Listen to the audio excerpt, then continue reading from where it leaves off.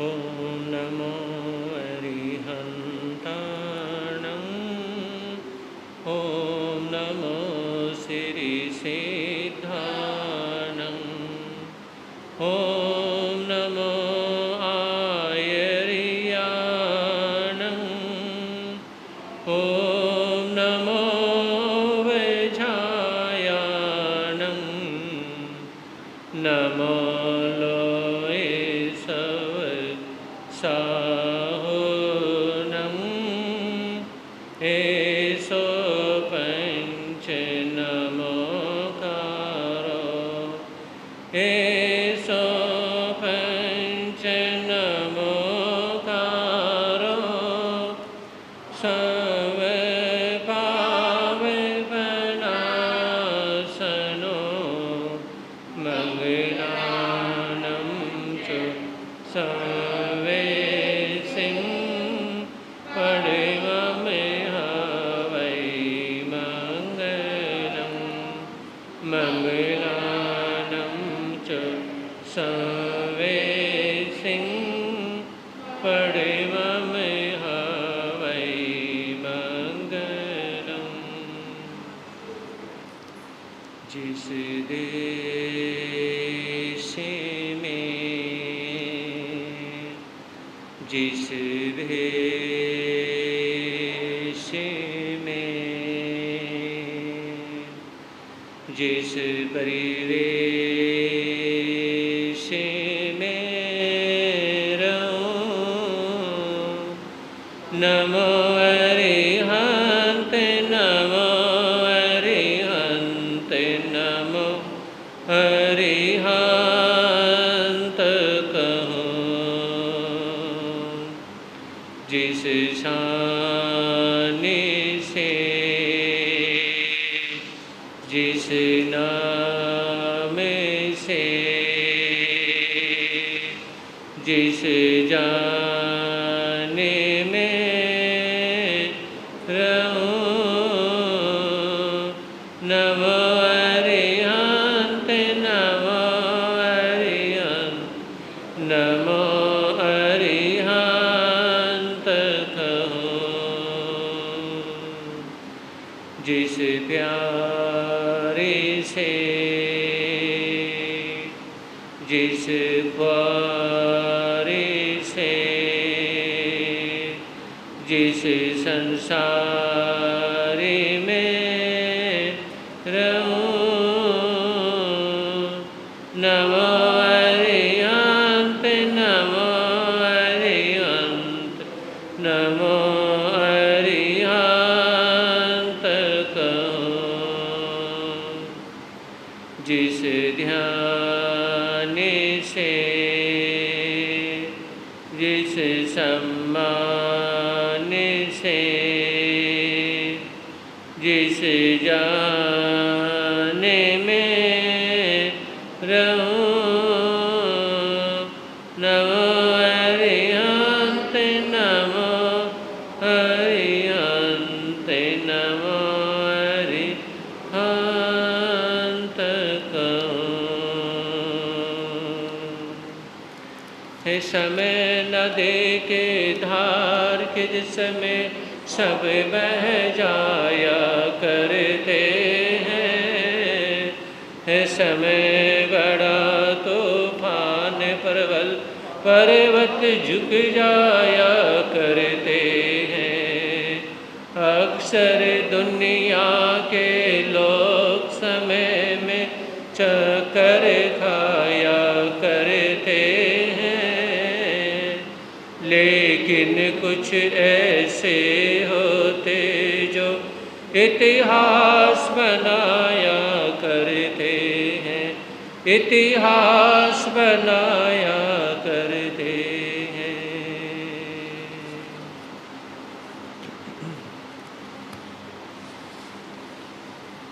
चरम तीर्थंकर श्रमण भवन महर्षि स्वामी के चरणों में कोटि से वंदन अभिवंदन। पूज्य गुरुदेव के पावन चरणों में असीम आस्था के साथ कोटि से वंदन अभिवंदन।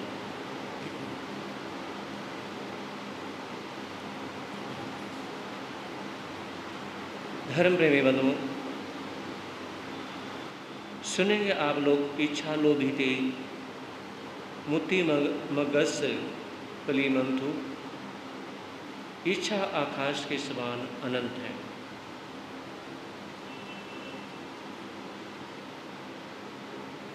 कभी भी कोई इच्छा पूरी नहीं हो सकती है, और जिस किसी इच्छा को हम पूरी करने की कोशिश करेंगे वो उतनी ही ज़्यादा बढ़ती है। बात उस समय की है जब महाभारत का युद्ध संपन्न हो चुका था और चारों तरफ हजारों योद्धाएं, लाखों सैनिकों की लाशें बिछी पड़ी थी और खून ही खून नजर आ रहा था। ये कहते हैं कि कुरुक्षेत्र के मैदान पर, जो हरियाणा में जो कुरुक्षेत्र है, हमारा भी जाना हुआ, तो जहाँ युद्ध हुआ था ना, वहाँ की मिट्टी अभी भी लाल मिट्टी है। क्या इतना ज़्यादा खून बहा था, कितने हजार साल हो चुके हैं, हजारों साल हो चुके हैं, लेकिन बहुत ज़्यादा खून बहने की वजह से क्या है, वो मिट्टी आज भी लाल है। ये खून क्यों बहा? अपनी इच्छा पूरी करने के लिए।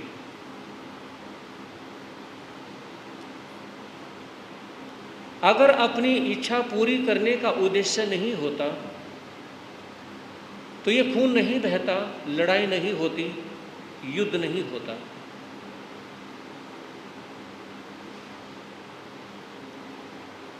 दुर्योधन को बहुत ज़्यादा समझाया गया, भीष्म पितामह के द्वारा, कृपाचार्य उनके द्वारा भी समझाया गया, गुरु द्रोणाचार्य के द्वारा भी समझाया गया, सभी के द्वारा, कृपाचार्य, महात्मा विदुर, कर्मयोगी भगवान श्री कृष्ण के द्वारा समझाया गया कि आप समझो, क्यों नहीं समझते हो, एक ही बात के पीछे क्यों पड़े हुए हो। ये कहते हैं, जो नीति के बोल होते हैं ना, नीति के बोलों में ये कहा गया है, अति सर्वत्र वर्जित, मतलब अति सभी जगह वर्जित मानी जाती है। किसी भी चीज़ की बहुत ज़्यादा लिमिट क्रॉस करके अति करेंगे ना, तो वो अति बहुत नुकसान करेगी। लिमिट क्रॉस करके अगर आप कोई गलत रूल कर रहे हैं या कुछ भी गलत कर रहे हैं, याद रखें, आपकी आत्मा गवाही नहीं देगी कि आप जो कर रहे हो ना, वो गलत कर रहे हो। और ये कहा जाता है, अति सर्वत्र वर्जित जो है, जब आप यानी कि एक संत के साथ अति वर्जित, अति लिमिट क्रॉस होती है, और एक छोटे से बेबी के साथ, बच्चे के साथ होती है, समझे नहीं? तो वहाँ पर क्या है, जब अति होती है तो वो गलत होता है, और उसका परिणाम प्रेजेंट में तो दिखाई नहीं देगा, लेकिन फ्यूचर में उसका परिणाम बहुत घातक होता है।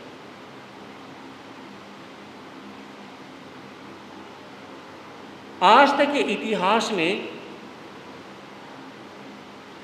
हजारों कहानियां आती हैं शास्त्रों में, कभी भी किसी संत के साथ अति हुई है तो उसका परिणाम बहुत ज़्यादा गलत हुआ है, और किसी बच्चे के साथ अगर अति की गई है तो उसका परिणाम लास्ट में बहुत गलत निकलता है।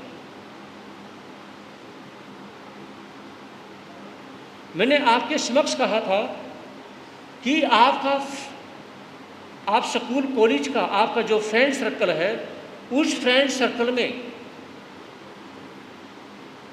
कुछ लोग गलत हैं तो आप गलत का साथ ना दें।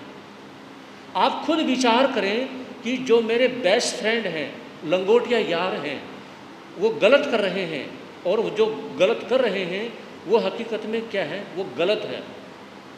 तो अगर आपके बचपन के दोस्त गलत कर रहे हैं तो क्या आपको गलत करना चाहिए? नहीं करना चाहिए।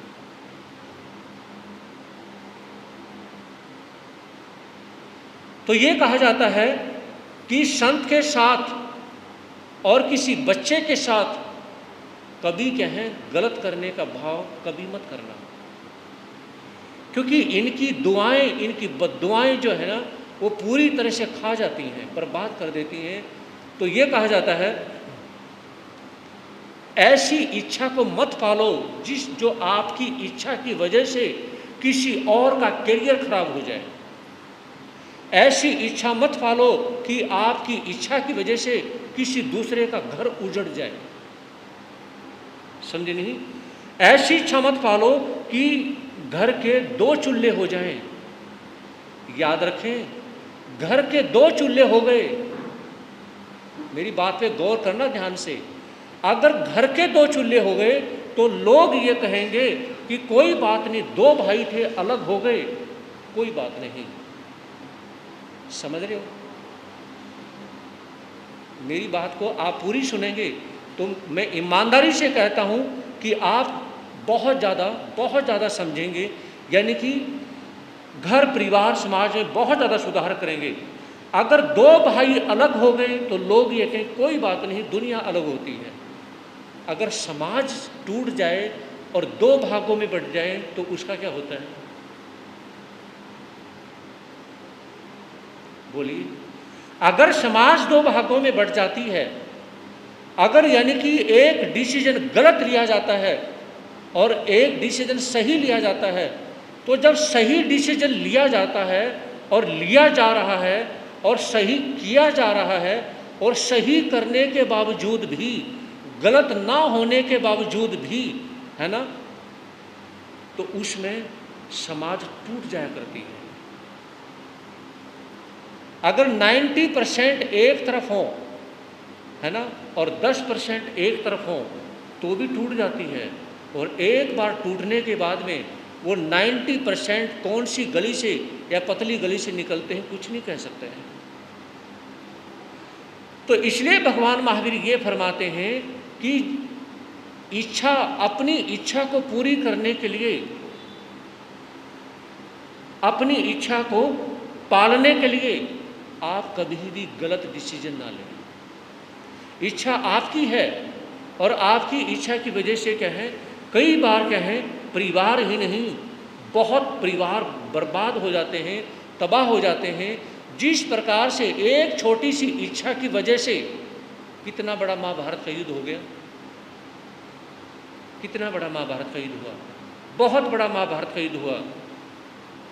आज यानी कि छोटे छोटे बच्चे, पेरेंट्स आते हैं कि महाराज जी हमारा छोटा सा बच्चा है, ये मानता ही नहीं, ये क्या है, फ़ोन लेके बैठ जाता है और ये मानने को तैयार ही नहीं। अरे मानने को तैयार नहीं, ये बताइए कि आप अगर नहीं देंगे तो बच्चा क्यों नहीं मानेगा?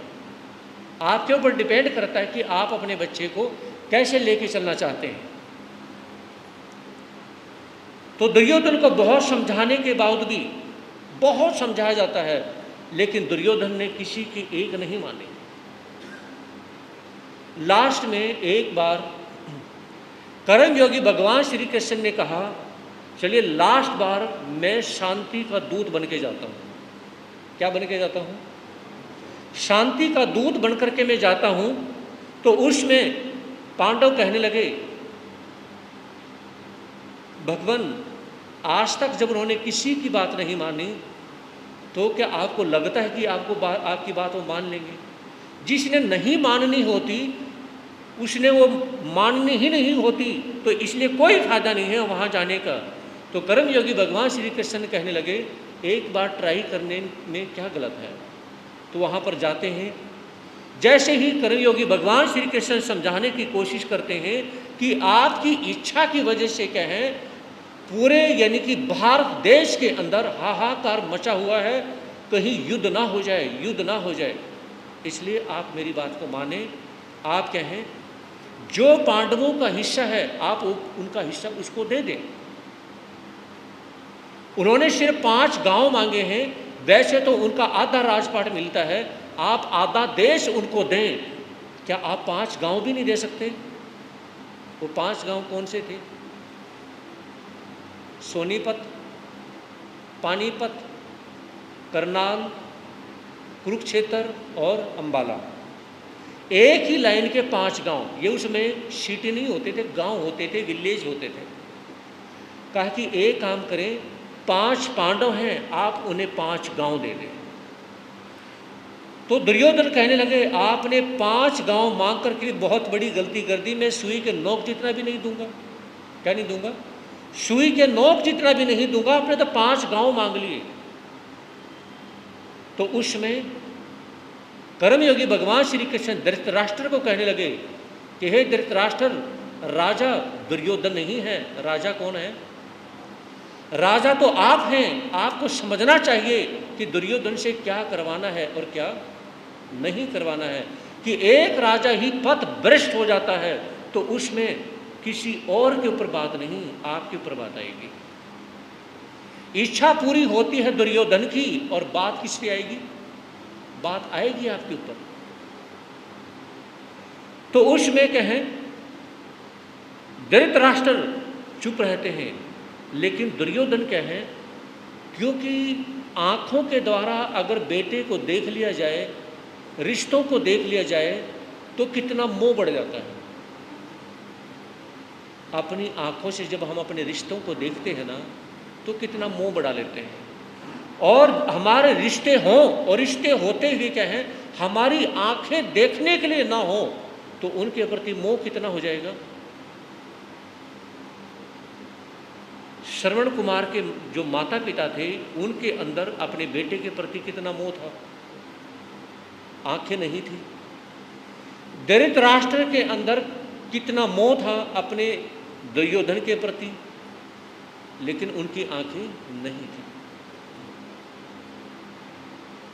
तो ये कहा जाता है कि जब देखती हुई आंखों से बहुत ज़्यादा अनंत अनंत मोह बढ़ जाता है तो उसमें जो आंखें देख नहीं सकती हैं तो कितना मोह बढ़ता है।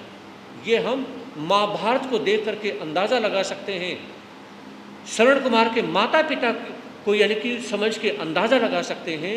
बिना आँखों के और ज़्यादा मोह बढ़ता है, क्योंकि मेरा सहारा तो यही है, मेरा सहारा तो यही है।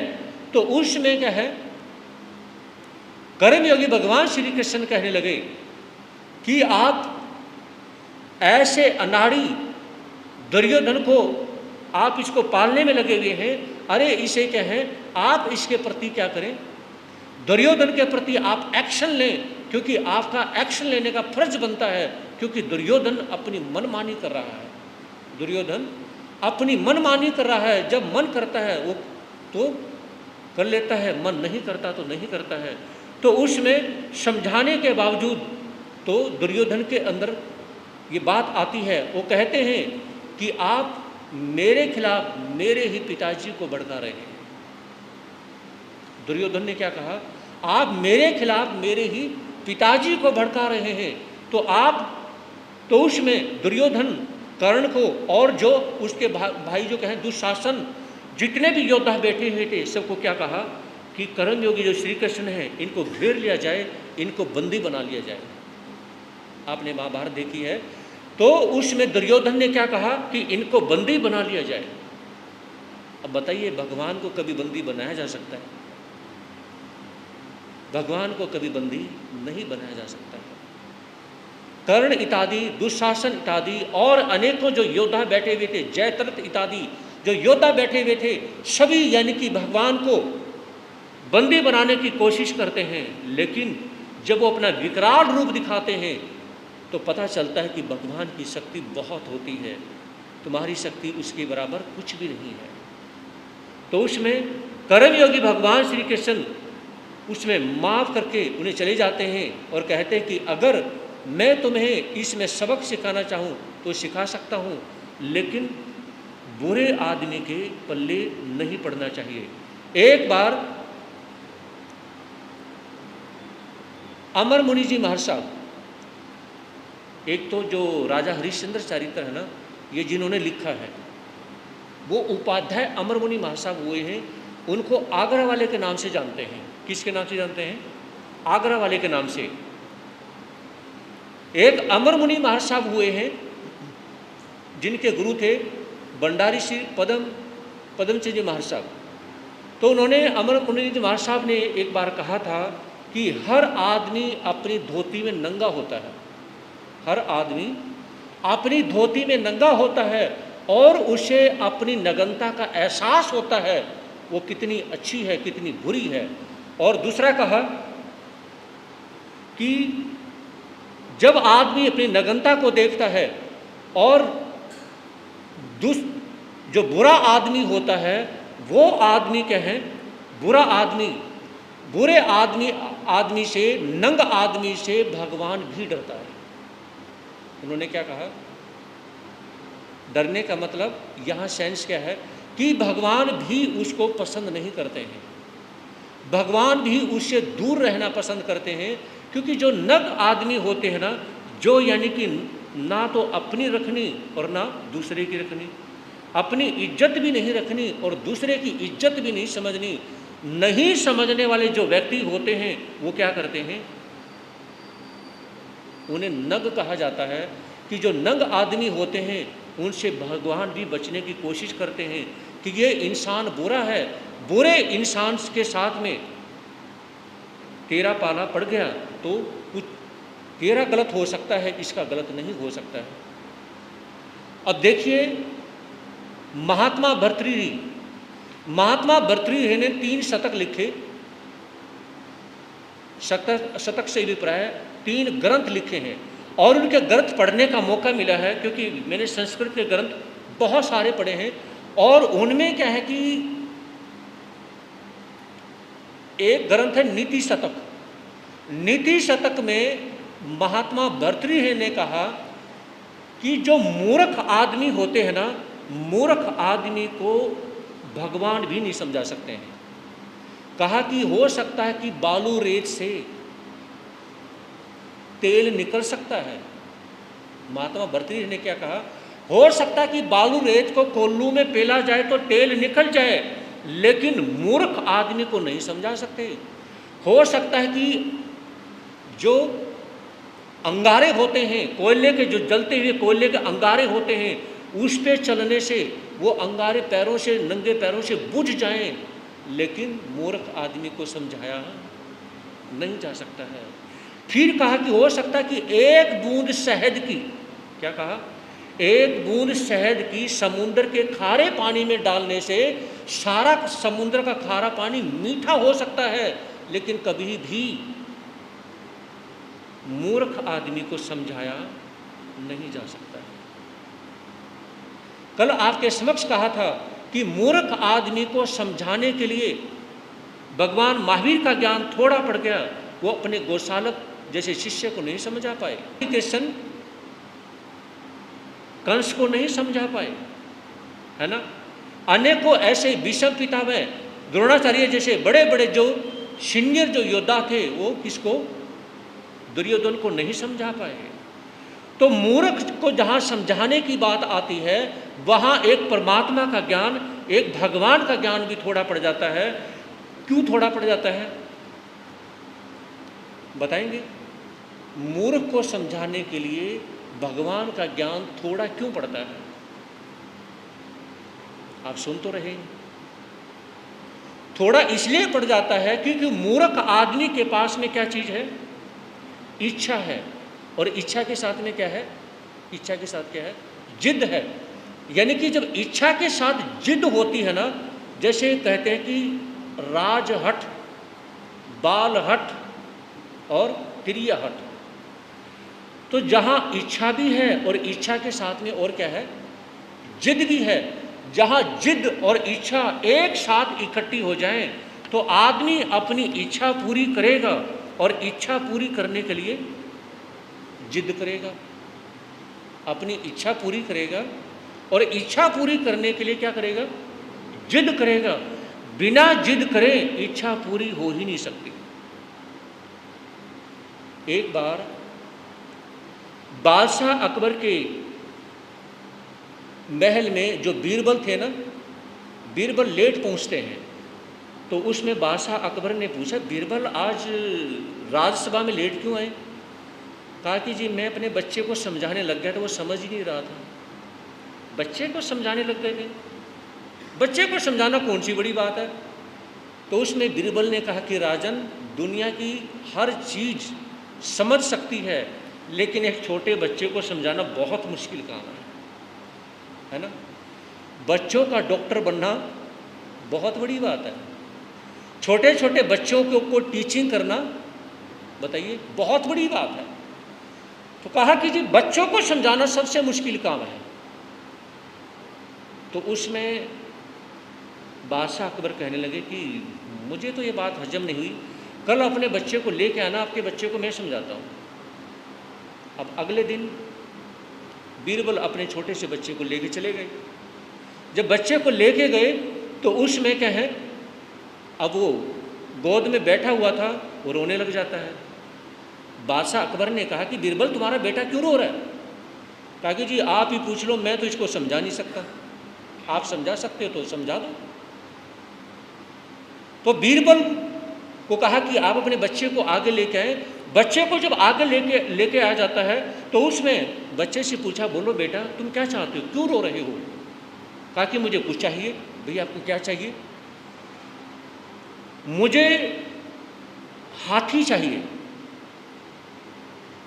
तो हाथी मंगवाया जाता है। बोलो बेटा हाथी पे बैठोगे? कहा कि मुझे अंगूठी भी चाहिए। अब राजा ने अपनी अंगूठी निकाल करके बच्चे को दे दी।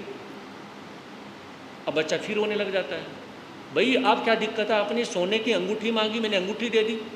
हाथी मांगा तो हाथी आपको ला के दे दिया, और अब क्या चाहिए? कहा कि इस हाथी को इस अंगूठी में से निकाल दो। क्या जी? हाथी को अंगूठी में से निकाल दो।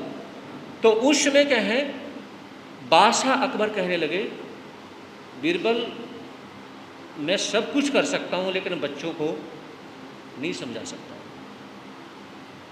और ये माताओं बहनों की हिम्मत है कि छोटे छोटे बच्चों को गाइडलाइन करना, उनको समझाना, छोटे बच्चे का पालन पोषण करना अपने आप में बहुत बड़ी बात है। क्योंकि जितनी इच्छाएं छोटे बच्चे की होती हैं, इतनी इच्छाएं शायद ही किसी की होती हैं, है ना। इतनी इच्छाएं किसी की नहीं होती। तो उसमें बादशाह अकबर ने हार मान ली कि मैं इसकी इच्छा पूरी नहीं कर सकता। तो ये कहा जाता है कि इच्छा कभी भी पूरी नहीं हो सकती। एक भगवान भी आपकी इच्छा पूरी करना चाहें तो पूरी नहीं हो सकती। तो महात्मा भर्तृहरि नीति शतक के माध्यम से दूसरी बात कहते हैं। दूसरी बात क्या कहते हैं? वो कहते हैं कि जी आप मुझे ये बताएं, सूर्य जहाँ निकलता है, बड़ी गजब की बात कही। कहा कि सूर्य जहाँ निकलता है और जहाँ छिपता है, इसके बीच की दूरी कितनी है? हाँ जी, सूर्य जहाँ निकलता है और जहाँ छिपता है, इसके बीच की दूरी कितनी है? अगर साइंस के हिसाब से देखोगे तो कुछ भी नहीं है। साइंस क्या कहती है कि सूर्य वहीं का वहीं है, वो चलता ही नहीं। चलती क्या है? पृथ्वी चलती है। जबकि क्या है, अगर सही देखा जाए, मान लीजिए पृथ्वी चलती है। अब पृथ्वी नीचे से चलती है, ऊपर से चलती है, सारी चलती है। पृथ्वी चाहे वो 1 किलोमीटर नीचे, आप फीट की बात ना करो, अगर सैकड़ों किलोमीटर तक नीचे भी देखा जाए तो पृथ्वी तो एक ज्वाइंट है ना। अब देखिए, मान लो आप इस चौकी को हिला, ऐसे घुमाओगे, इस पे रखी हुई ये पुस्तक घूमेगी नहीं घूमेगी? घूमेगी ना। अगर इसको इधर कर दिया, ये बुक भी ऐसे इसके साथ ही घूम जाएगी। अब ये तो हो नहीं सकता कि चौकी को घुमा दें और बुक वहीं के वहीं रह जाए। हो सकता है? नहीं हो सकता। तो जब पृथ्वी घूम रही है तो आपका मकान जो है वो ईस्ट में है। आपके मकान का जो फ्रंट है वो कहाँ पे है? ईस्ट में है। वो कभी वेस्ट में होता है? अब यूं कर रहा है, जुल्म हो गया बस। हाँ जी, कभी वेस्ट में होता है? नहीं होता। कभी नॉर्थ में, साउथ में, कभी नहीं होता, है ना। तो जब पृथ्वी घूमती है तो आपके मकान का फ्रंट ईस्ट वेस्ट या नॉर्थ साउथ में क्यों नहीं होता? अपने जैन शास्त्रों में यह आता है कि पृथ्वी नहीं घूमती। घूमता क्या है? अब देखिए हजारों तारे आप देखते हैं, फिर तो आप अब साइंस ये कहती है कि चंद्रमा चलता है। अब आप चंद्रमा को तो चलता हुआ मान रहे हो और सूर्य को एक जगह मान रहे हो। अब साइंस ये भी कहती है कि तारे चलते हैं, टूटता हुआ तारा है ना, तारे भी चलते हैं, चंद्रमा भी चलता है, सूर्य नहीं चलता बस। आज से 50 साल पहले साइंस ये कहती थी, जो साइंटिस्ट थे वो क्या बोलते थे कि पानी के अंदर जीव नहीं है।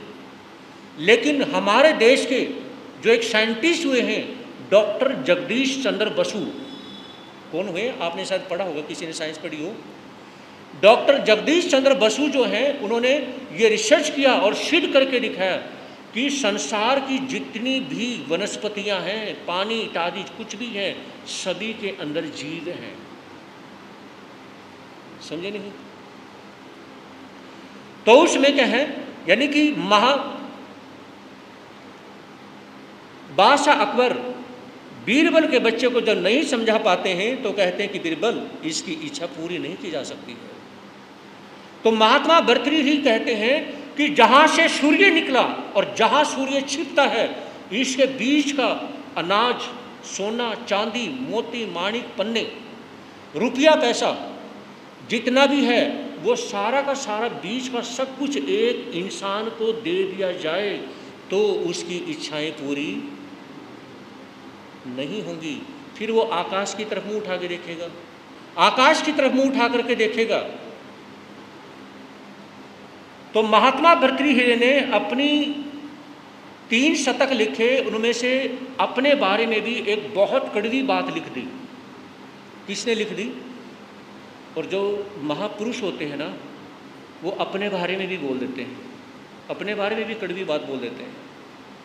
जैसे एक रोज मैंने कहा था कि 100% संयम पालने के लिए जंगलों में जाना पड़ेगा। जितने भी पब्लिक के बीच में साधु साध्वी हैं, कोई खट्टा खाता, कोई नमकीन खाता है, किसी ने 10 चीज़ें छोड़ दी, किसी ने कुछ और चीज़ें खा ली, किसी ने कुछ और छोड़ दी, सब एक जैसे ही हैं, है ना। तो महात्मा भर्तृहरि ने कहा, अपने बारे में लिखते हैं कि मैं संत बनने के बाद अपना बहुत बड़ा राजपाट छोड़ दिया। क्या छोड़ दिया? राजपाट छोड़ दिया, रानी छोड़ दी, पिंगला रानी।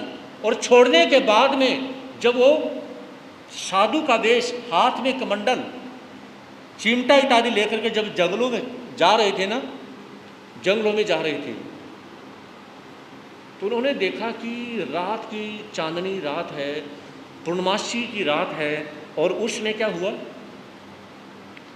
एक जगह कोई चीज पड़ी हुई है। उन्हें सोचा, और उस पे चांद की जो चांदनी पड़ रही थी ना, लाइट पड़ रही थी, उसे देखा कितनी अच्छी लग रही है चीज़, है ना, बहुत अच्छी लग रही है। तो उन्होंने उस चीज़ को उठाने की कोशिश की, तो जैसे उठाने की कोशिश की तो पीठ में हाथ भर गया। बहुत घृणा होती है, बहुत ज़्यादा घृणा होती है। किसी व्यक्ति ने पान खा के थूक दिया था। हाँ जी, किसी व्यक्ति ने पान खा के थूक दिया था। तो वो जो रेड जो एक जगह पड़ा हुआ था, थूक पड़ा हुआ था, तो चांद की चांदनी पड़ने के बाद में, लाइट पड़ने के बाद में वो चमक रहा था। ऐसा लग रहा था कोई माणिक रतन है, बहुत कॉस्टली महंगा रतन है ना, ऐसा पड़ रहा था। तो जैसे ही तो महात्मा भर्तृहरि ने विचार किया कि मैं इसको उठा लेता हूँ, ये तो रतन है। जबकि वो उसके राजमहलों में हजारों मोती, माणिक, पन्ने, रत्न पड़े हुए थे। उनको छोड़ के साधु बना था, और उसके पीछे अपने बारे में भी उन्होंने लिखा। तो उसमें कहा कि मन में विचार करने लगे कि धिक है, मैंने कितना गलत काम किया। अरे सब कुछ यानी कि छोड़ दिया, फिर यानी कि संत बनने के बाद में, और इस माणिक रत्न के पीछे फिर मेरे अंदर क्या है, मेरे अंदर लोभ, लालच पैदा हो गया, इच्छा पैदा हो गई कि मैं इसको उठा लूँ, ये मेरे काम आएगा, है ना। इतनी घृणा होती है, यानी कि भर्तृहरि को इतनी ज़्यादा घृणा होती है कि वो समाधि में तल्लीन हो जाते हैं, मैंने बहुत गलत किया। तो भगवान महावीर ये फरमाते हैं कि इच्छाएं जो है ना आकाश के समान अनंत हैं। आप अपनी एक इच्छा पूरी करोगे, अगर इच्छा पूरी हो गई तो उसके पीछे 10 और खड़ी मिलेंगी, और इच्छा पूरी नहीं हुई तो आप क्या हो जाएंगे, सैड हो जाएंगे, दुखी हो जाएंगे, परेशान हो जाएंगे। आप पता नहीं किस किस को गालियां देंगे, भगवान को भी गालियां देंगे, है ना, धर्म को भी गालियां देंगे। इस धर्म ने कर क्या दिया, जो मैं इतना धर्म करता हूँ, कुछ हुआ मेरा आज तक तो कुछ हुआ नहीं, है ना। फिर आप क्या है, अनेक लोगों को भी गालियां देंगे कि वो जो व्यक्ति है ना जिससे मैं बिजनेस करता हूं उसकी वजह से मुझे लॉस होता है। तो ये कहा पता नहीं किस किस को गालियां दी जाएंगी। तो इच्छाएं जो हैं वो इतनी ज़्यादा अनंत हैं कि आप कभी पूरी कर ही नहीं सकते हैं। आदमी जो जीवन में खोता है या पाता है,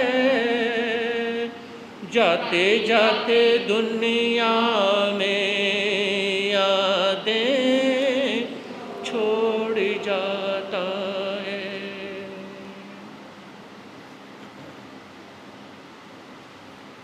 राजा हरिश्चंद्र जंगलों में घूमने के बाद में पहुंच जाते हैं, अपनी ही नगरी के अंदर पहुंचते हैं, अनेकों गरीब लोगों को देखते हैं और अपने कानों से जब ये सुनते हैं कि हमारा राजा तो क्या है, अपनी पत्नी तारा के पीछे इतना ज़्यादा मोहित हो चुका है कि उसे ये नहीं पता है कि राजसभा में क्या हो रहा है क्या नहीं हो रहा है। इतना ज़्यादा पाप बढ़ चुका है, इतना अन्याय बढ़ चुका है, हमारे राजा को इसका आभास ही नहीं है। तो इस तरह से ये सारी घटनाएं देखते देखते हरिश्चंद्र महलों में पहुंच जाते हैं। तो उस समय जैसे ही तारा अपने पति राजा हरिश्चंद्र को देखती है, आंखें भर आती हैं, आंखें भर आती हैं। कहने लगी, पतिदेव मेरी वजह से आपको बहुत दुख हुआ है।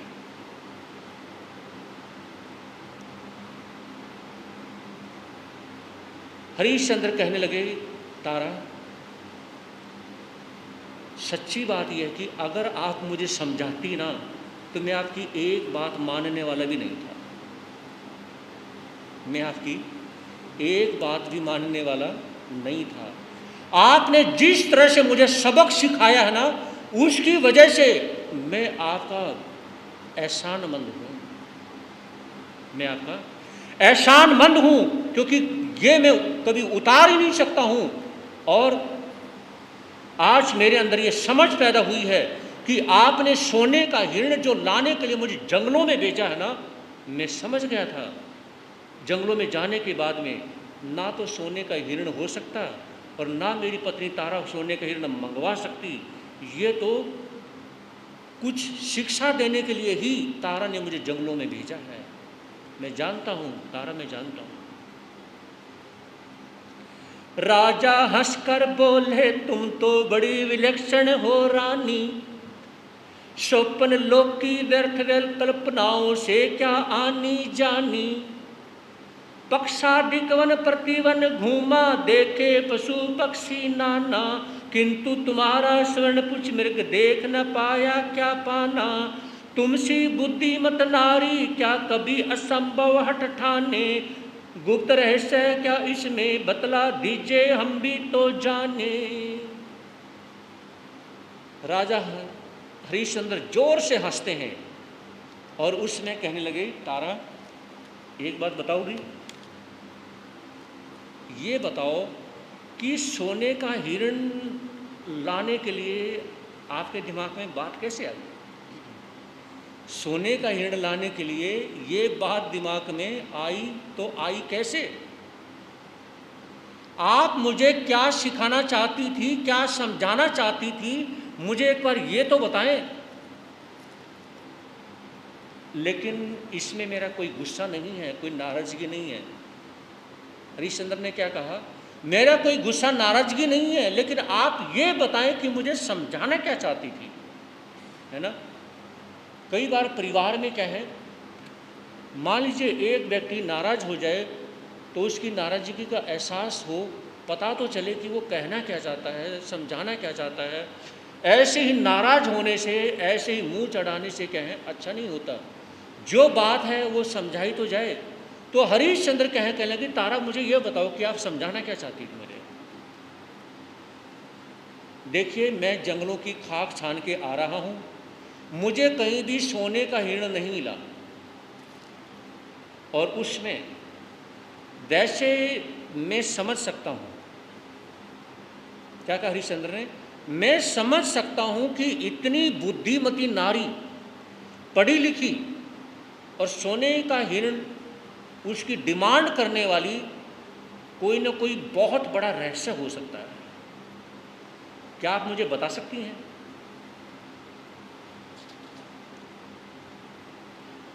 प्राणेश्वर रवि तेज को दीपक का दिखलाना क्या, वन यात्रा की बात का मर्म तुम्हें समझाना क्या।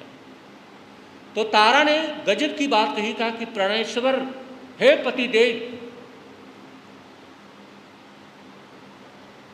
आपके जैसा पति, मतलब रवि यानी कि सूर्य, जिसके आगे सूर्य की किरणें भी फीकी पड़ जाएं, ऐसा राजा पति पा करके क्या मैं आपको समझाऊंगी कि उसका रहस्य क्या था?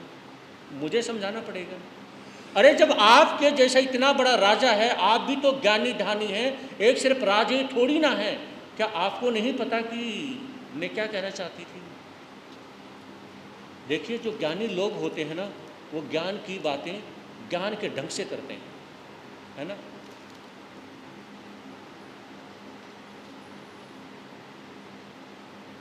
तो उसमें कहा कि मुझे पता था कि सोने का हिरण नहीं है, लेकिन कर्तव्य का आभास कराने के लिए ही मैंने सोने का हिरण आपसे मंगवाया था। तो हरिश्चंद्र कहने लगे, सूर्य वंश के गौरव को मैं सदा सुरक्षित रखूंगा, दीन प्रजा की उन्नति के हित उठा न कुछ भी रखूंगा। संध्या होते राजमहल में आए भूपति ओ तारा, वन प्रदेश वर्णन में गुजरा प्रोभाग निशी का सारा। किंचित काल शयन कर प्रातः उठे उषा की गर्म गरिमा में, सोच स्नान से निवट शीघ्र ही लगे जिनेश्वर महिमा में। तो उसमें हरिश्चंद्र ने कहा कि तारा, आज मैं आपके समक्ष ये प्रण करता हूं, आज से मैं इस सूर्य वंश के गौरव को, इस सूर्य वंश की गरिमा को पूरी तरह से 100% सुरक्षित रखूंगा, और अपनी दीन प्रजा की उन्नति के लिए कोई कसर नहीं छोड़ने वाला। संध्या होते ही क्या है, राजमहल में आते हैं और जो भी जरूरी कार्य थे वो सारे वो निपटाते हैं, और सवेरे क्या है जल्दी उठते हैं। ये कहा जाता है सवेरे उठने का सबसे बढ़िया समय कौन सा होता है? जो दिन निकलने का समय होता है ना, उससे 48 मिनट पहले उठना, उसको क्या कहते हैं? ब्रह्म मुहूर्त कहते हैं। सूर्य निकलने का जो टाइम है आपको नहीं पता तो आप गूगल पे भी देख सकते हैं। आज तो टेक्नोलॉजी इतनी ज़्यादा हाई फाई है, उस पे देखें, और सूर्य निकलने से 48 मिनट पहले जो उठ जाता है तो बहुत ही बेस्ट है। और साधु साध्वी जो है ना, वो सवेरे बहुत जल्दी उठते हैं। उनका ये होता है कि जब लोग जाग रहे हों तब सो जाएं, और जब लोग यानी कि सोए ही गए हों तब उठ जाएं। और आपको मैं एक रहस्य और बता रहा हूं,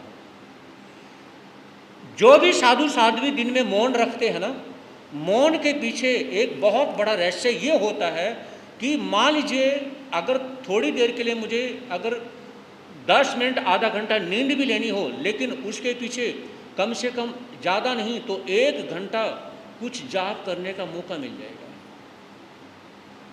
क्या जी?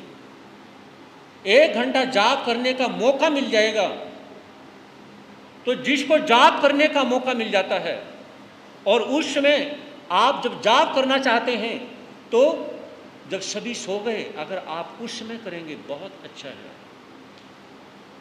लेकिन साधु संतों का समय और भी कुछ और होता है। 24 घंटे में 2 समय ऐसे आते हैं कि अगर उन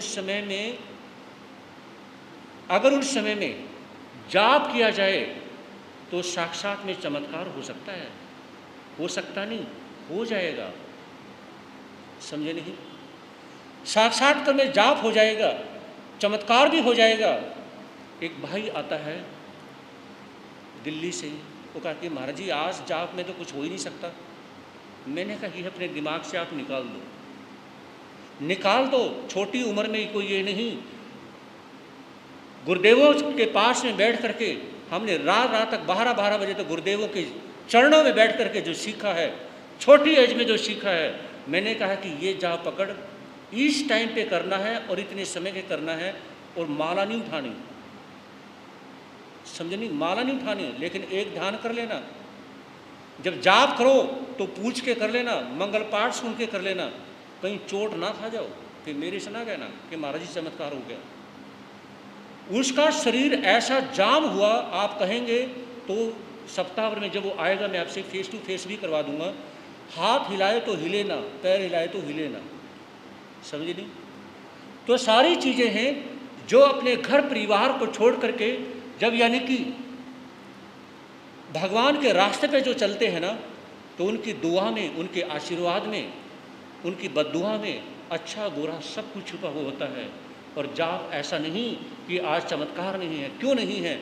हमारी श्रद्धा खत्म हो चुकी है, हमारी श्रद्धा टूट चुकी है, सब कुछ खत्म हो चुका है। ऐसा नहीं है कि नहीं हो सकता है। समझे नहीं? पास्ट के भी हम जानना चाहें, पास्ट का फ्यूचर का भी जानना चाहें, अगर हम अपने पास्ट का या सामने वाले पास्ट व्यक्ति के पास्ट का जानना चाहें तो जान सकते हैं। समझे नहीं? ऐसा नहीं कि नहीं जान सकते हैं, बशर्ते वो परमात्मा के प्रति श्रद्धा रखने वाला हो। क्या समझे? परमात्मा के प्रति श्रद्धा रखने वाला हो। हमारे जैन शास्त्रों में ऐसे शास्त्र भी हैं कि बिना आज्ञा के साधु साध्वी को वो पढ़ने वर्जित हैं, पढ़ नहीं सकते। हाँ जी, समझ रहे हो? हमारे जैन शास्त्रों में ऐसे शास्त्र भी हैं, अगर उनको पढ़ लिया और आज्ञा नहीं ली और तपस्या नहीं की तो साधु साध्वी भी क्या हैं, बीमार पड़ जाते हैं। अगर सिर्फ शास्त्र खोल के अगर पढ़ लिया तो, समझ रहे हैं? लेकिन बहुत सारी चीज़ें ऐसी हैं, बहुत सारी चीज़ें जो कि बताने का फ़ायदा नहीं होता है, क्योंकि आम लोगों के पास में उतनी सोच, उतनी श्रद्धा, उतनी भावना, उतना त्याग नहीं होता है।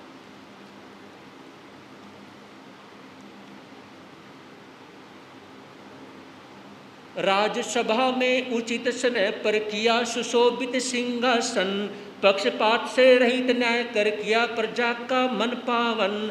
अंतर शासक हो शासित का, भूला प्रेम का पथ लीना, कष्ट किए सब दूर प्रजा के, घर घर में मंगल कीना।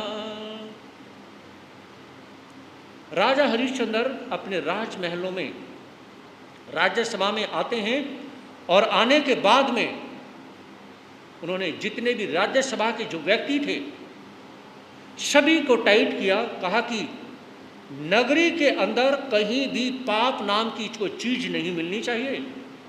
जितने भी पापी लोग हैं और कुछ दिनों के भीतर में जिसने भी किसी का हक छीन लिया, किसी का पैसा नहीं दिया, उनको सभी को क्या है, राज्यसभा में लाया जाए और उन्हें कड़ा सा कड़ा दंड दिया जाए।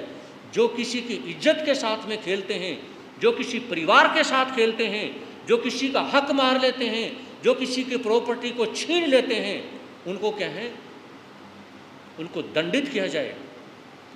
और इस तरह से क्या है, जब राजा का पहले से भी ज़्यादा कड़ा अनुशासन पब्लिक देखती है तो क्या होता है, शांति छाने लगती है।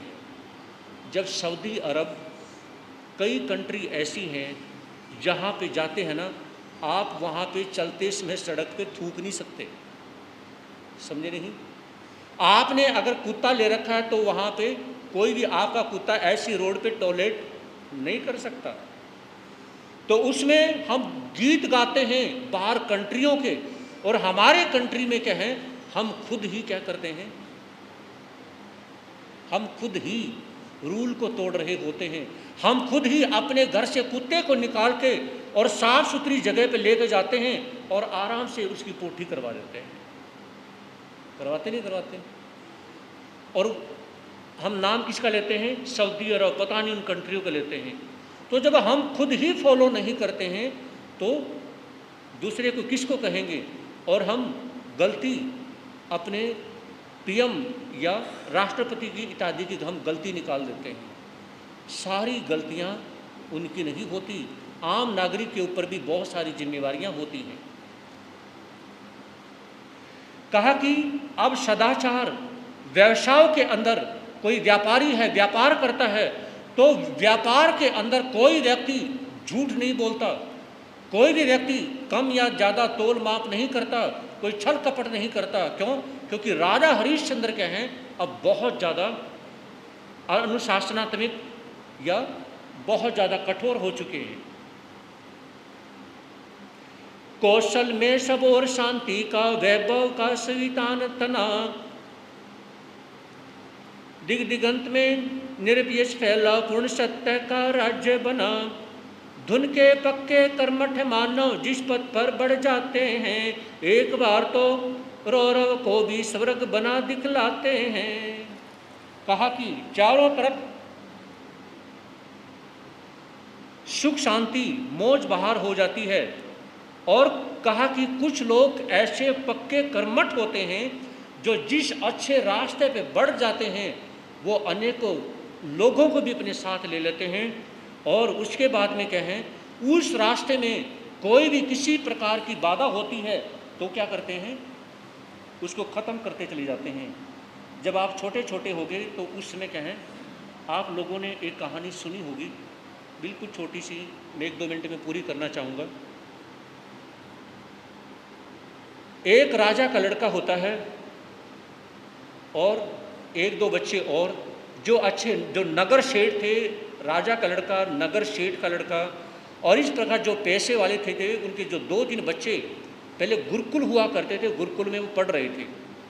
जब गुरुकुल में पढ़ रहे थे ना, तो उसमें जब उनका ज्ञान पूरा होता है तो गुरु ने कहा कि बेटा तुम्हारा ज्ञान पूरा हो चुका है, अब तुम घर पे जा सकते हो, लेकिन याद रखना तुम्हें इस रास्ते से जाना है और इतनी दूर तक जो ये पैदल का रास्ता है तुम्हें पैदल ही इस रास्ते पे वहाँ तक जाना है। अब गुरु ने आज्ञा दे दी, तुम्हारा ज्ञान पूरा हो चुका है। अब जिस पैदल के रास्ते से उनको जाना था ना, गुरु ने उस रास्ते पे बहुत सारे कांटे डाल रखे थे। गुरु ने कांटे डाल रखे थे। तो जैसे ही वो तीनों युवक जब उस मार्ग पर आगे बढ़ते हैं तो एक कहने लगा कि इसमें तो बहुत सारे कांटे हैं। तो राजा का बेटा कहने लगा तो कांटे पड़ेंगे तो क्या करना, अरे बड़ी मुश्किल से तो पढ़ाई पूरी हुई है, अब तू कांटों के चक्कर में पड़ रहा है, साइड से निकल के भी तो जा सकता ना, चप्पल जूते पहन रखे, क्या फर्क पड़ता है, चलो चलो चलते हैं।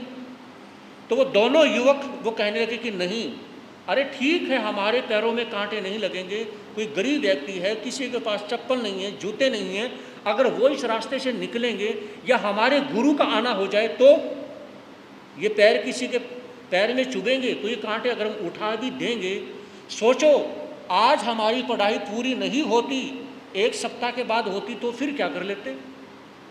देखिए सोचने की बात है, अगर 1 सप्ताह के बाद में गुरु हमें गुरुकुल से छोड़ते तो फिर क्या होता। कहा कि तुम ऐसा करो, तुम कांटे बीनते रहो, उठाते रहो, मैं तो चलता हूँ। तो पीछे गुरु भी चल रहे थे। गुरु ने कहा कि तीनों रुकेंगे, कोई आगे नहीं बढ़ेगा। तो गुरु ने कहा 2 लड़कों को जो कांटे उठा रहे थे, बेटा तुम्हारा ज्ञान पूरा हो चुका है, तुम जाइए घर पे।